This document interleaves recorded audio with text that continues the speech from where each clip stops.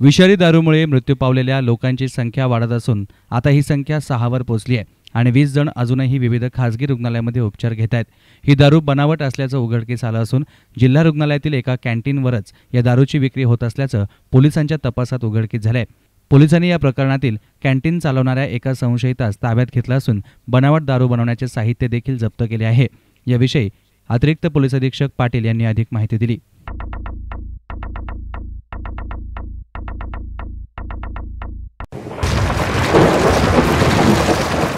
येथे जे विषारी दारू डुप्लिकेट दारू पिऊन जे नागरिक मयत झाले होते त्या संदर्भात पोलीस MIDC पोलिसांनी गुन्हा काल दाखल केला होता 328 304 खाली।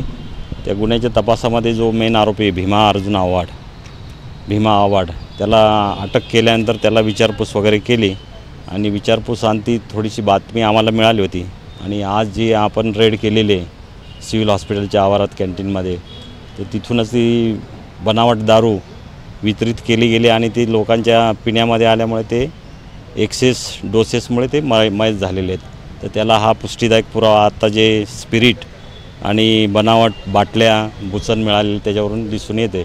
तर मेन आरोपी जो आहे भीमा आव्हाड त्याला ताब्यात घेतलेले आहे आणि जसं जसं तपासात निष्पन्न होतील तसं त्यांचा शोध घेऊन त्यांना अटक करणार।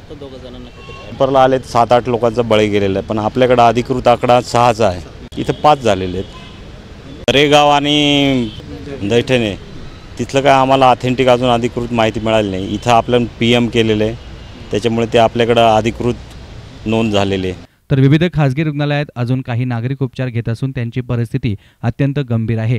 याबाबत उपचार करणाऱ्या डॉक्टर यांच्याबरोबर बातचीत केली आहे आमचे प्रतिनिधी सुशील थोरात यांनी।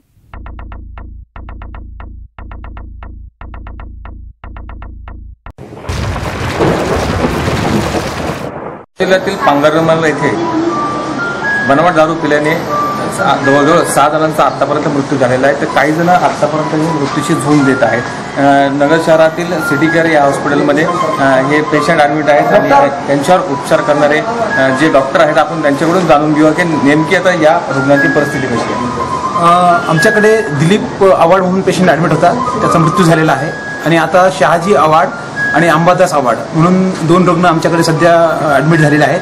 ते ICUमध्ये आहेत, व्हेंटिलेटरवर आहेत आणि अनकॉन्शियस आहेत। त्यांचं किडनीचं फंक्शन बंद झालेलं आहे आणि फुफ्फुसाचं आणि हृदयावर पण प्रचंड ताण आलेला आहे।